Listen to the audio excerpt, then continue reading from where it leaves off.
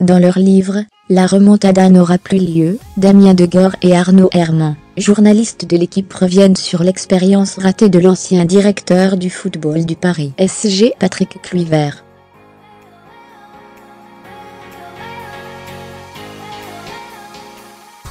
Cette saison, le poste de directeur sportif du Paris SG est assuré par André Henrique.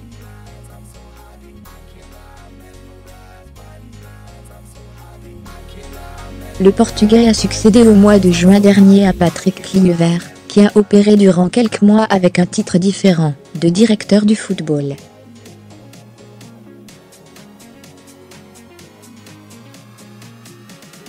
L'ancien attaquant de l'AJ Amsterdam, du Milan AC et du FC Barcelone n'a toutefois pas marqué de son empreinte le club parisien qui s'est séparé de lui moins d'un an après son arrivée.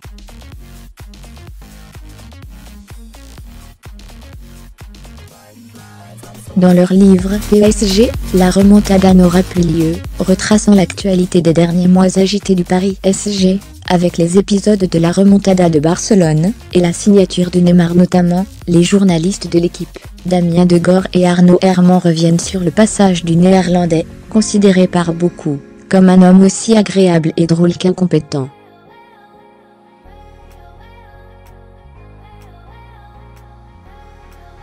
Al-Khelaifi l'a imposé après l'avoir rencontré sur les plateaux TV. Le duo de l'équipe aborde d'abord l'arrivée surprenante de Kluivert, ancien attaquant, à un poste très stratégique pour le club, alors qu'il ne disposait d'aucune expérience de haut niveau dans le domaine de la direction sportive.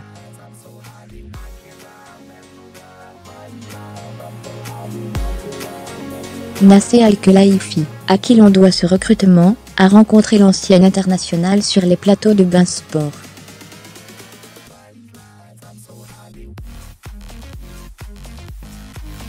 Le patron qatari a très vite apprécié Kluivert, réputé chaleureux, pour l'imposer dans l'organigramme parisien.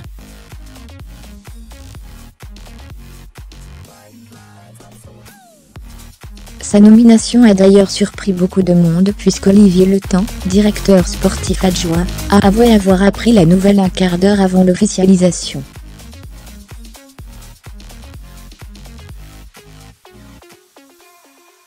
Fermez les guillemets en nommant Kluivert, Al-Khelaifi souhaitait placer une personnalité qui en impose dans le vestiaire parisien, le président estimant que Blanc manquait un peu de poignée avec certaines stars.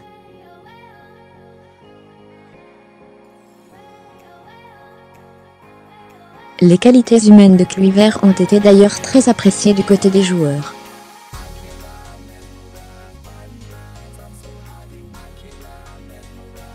Mais très rapidement, son incompétence va ressortir au sein des sphères dirigeantes.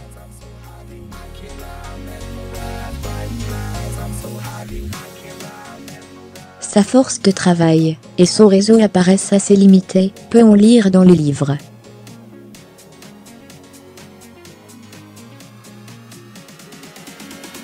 On apprend que le Néerlandais, qui arrivait régulièrement en retard aux réunions, a été à l'origine d'un incroyable raté.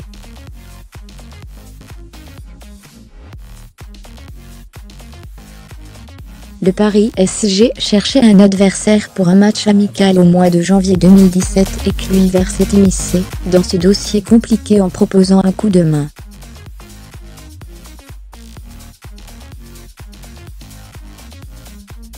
Il se sert de son répertoire en appelant un certain Alberto Gandini, dirigeant qu'il avait rencontré lorsqu'il jouait au Milan AC.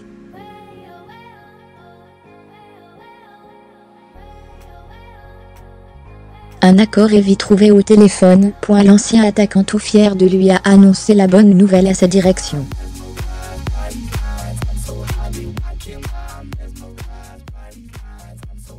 Sauf que le match avec le Milan AC n'a jamais eu lieu, puisque le responsable italien avait rejoint depuis septembre.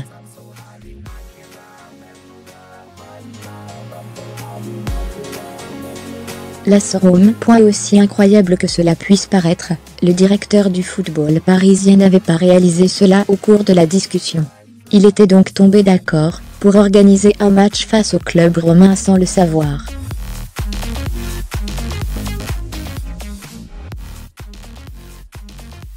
De Gaulle et Herman, qui suivent le Paris SG pour le quotidien sportif, évoquent aussi les relations rapidement tièdes, puis tendues entre Emery et Kluivert, très critique sur le management de l'Espagnol, et qui se permettait de s'amuser sur son smartphone, lorsque le coach tenait ce discours d'avant-match.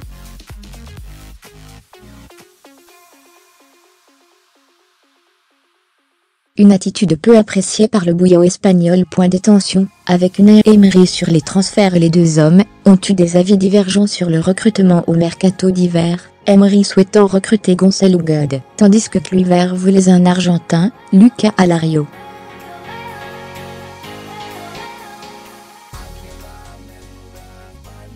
C'est finalement le Portugais qui posera ses valises à Paris.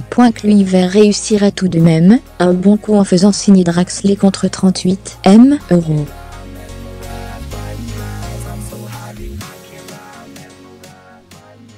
Un transfert réussi qui ne permettra pas à l'ancien joueur de conserver son poste malgré tout.